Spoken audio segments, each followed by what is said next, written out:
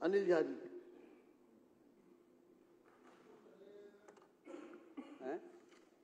अध्यक्ष जी, इस अध्यक्ष जी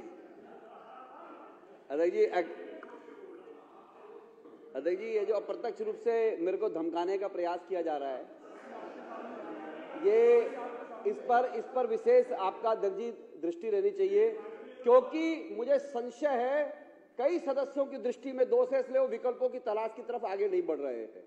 दोनों तरफ का ध्यान रखना। हाँ, मैं दोनों तरफ का ध्यान रखूंगा।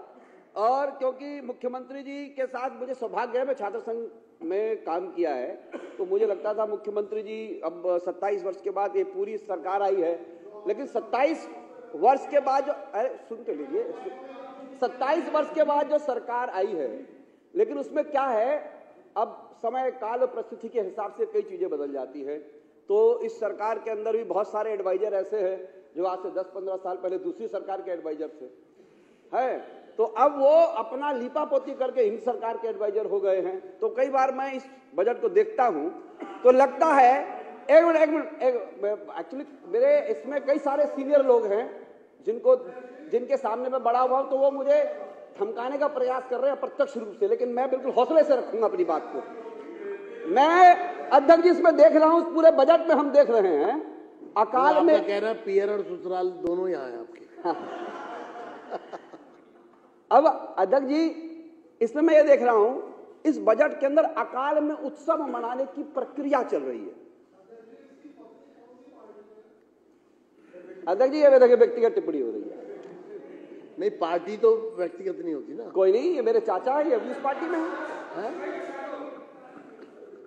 बता दो उसमें क्या है? बीजेपी। अध्यक्ष जी इस बजट को देखने के पश्चात मुझे ऐसा लगता था केंद्र सरकार का जो अपना वित्तीय बजट है दिल्ली सरकार को लेकर के, उस बजट के केंद्रीय बजट कुछ बढ़ा करके देगा। यानी कि हम देखते थे 2023 तक में केंद्र सरकार ने दिल्ली सरकार को मात्र 325 या 330 करोड़ रुपया दिया था, जबकि वो प्राप्त करते थे हजारों करोड़ रुपया। मुझे लगता था रेखा जी की सरकार बनी है तो केंद्र सरकार इस पर ज्यादा मेहरबानी करेगी, ज्यादा मेहरबानी हुई नहीं। जब आर्थिक सर्वेक्षण की बात हो रही है तो हमको कई सदस्य डांट रहे हैं कि आप लोग काहेला उस पर प्रश्न खड़ा कर रहे हैं कि 1964 में पहली बार आया था। तो 1964 में पहली बार आया तो पहली बार तो हम आजाद हुए, तो उसके बाद पहली बार तो पहले आएगा, नहीं आया था तो इसलिए तो कह रहे हैं अब आना चाहिए, क्योंकि समय काल परिस्थिति बदल गया है। 20 साल पहले आप मोबाइल लैपटॉप यूज नहीं करते थे, अब मोबाइल लैपटॉप यूज करते थे। काहे यूज करते हैं? मत करिए, वैसे ही बनाइए। तो समय काल परिस्थिति जब बदलती है तो बजट का दृष्टिकोण भी बदलता है। इसलिए जब 5100 करोड़ रुपया महिला का किया गया रेखा जी के द्वारा बजट में, तो हम चाहते थे उसका क्रमकाल, उसका क्रमवार ब्यौरावार विवरण होना चाहिए था कि महिलाओं के कल्याण के लिए कैसे होगा। किसानों के ऊपर जब बजट की चर्चा की गई तो मैं ये समझता था कि सीमांत किसानों के बारे में भी चर्चा होनी चाहिए कि कौन वहां पर जमींदार किसान है, कौन खेतीबाड़ी कर रहा है, और जो दलित किसान है, ओबीसी जो किसान है, उन किसानों के लिए किस प्रकार से वेलफेयर की चर्चा की जाएगी, उनके हेल्थ की चर्चा की जाएगी, उनके कोऑपरेटिव मूवमेंट को कैसे खड़ा किया जाएगा। एक बार भी किसानों के बजट के मामले में कोऑपरेटिव मूवमेंट की कोई चर्चा नहीं हुई, जबकि कोऑपरेटिव मूवमेंट के बिना इस देश का किसान तरक्की नहीं कर सकता है। उसका अनाज मंडियों पर बेहतर तरीके से नहीं मिल सकता है, उसको बेहतर अनाज का मूल्य नहीं मिल सकता है, उसकी इस विषय पर कोई चर्चा नहीं हुई है। महोदय, दिल्ली कॉस्मोपॉलिटन है, पूरे देश के लोग अलग अलग राज्यों से यहाँ आए हैं। हम लोग भी बिहार से यहाँ पढ़ने के लिए आए थे, हम लोग भी यहाँ पर आए थे, हम यहाँ के होके रहे। लेकिन मैं देखता हूं स्वास्थ्य वाले मामले में जब ये कह रहे हैं, नहीं मारवा साहब मैं नर्वस नहीं आ गया, तुसी तो 9 बंदे मांग रहे हैगे हो, अपना बेटा कौन सा रहा उन्होंने भी स्टाफ मांग रहे हैगे हो, मैं अकेला ही बिहारी है जो दुआबे की पंजाबी भी बोले नहीं है, तुसी चिंता ना करो। तो मैं ये कह रहा था हेल्थ के बजट में 1885 करोड़ रुपया कम हुआ। एक तरफ बार बार अरविंद केजरीवाल जी के विषय में ये कहते हैं कि उस सरकार ने जो है हेल्थ पर अच्छा काम नहीं किया, ऐसा सत्ता पक्ष कह रहा है। तो महोदय, डॉक्टरों की कमी है, नर्सेज की कमी है, उनको भरना है, उनको फिलअप करना है, आईसीयू के बेड्स बढ़ाने हैं, इंफ्रास्ट्रक्चर खड़ा करना है। अगर अस्पतालों का स्वास्थ्य का बजट कम कर दिया जाएगा तो हेल्थ सेक्टर कैसे डेवलप करेगा, नए अस्पताल कैसे बनेंगे, जो डीडीए अलॉटेड की है जमीन उसके बारे में चर्चा कैसे होगी।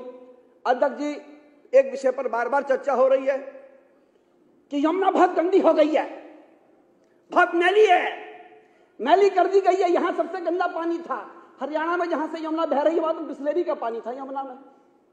जहां पर सरकार थी 15 साल से मनोहर लाल खट्टर जी की, वहां बिस्लेरी का पानी बहता था। दिल्ली आता ही वो कन्वर्ट हो जाता गंदा पानी में, और यूपी में जाता ही फिर उसका ऑक्सीजन लेवल बढ़ जाता था। खाली दिल्ली में गंदा रहता था। जहां उत्तर प्रदेश में सरकार जिनकी थी, मैं नाम नहीं लूंगा, हरियाणा में सरकार किसकी थी वो आप जानते हैं, वो जानते हैं। वहां पर भी यह चर्चा होगी सदन के अंदर कि यमुना जहां से बहती थी वहां का ऑक्सीजन लेवल कैसा था।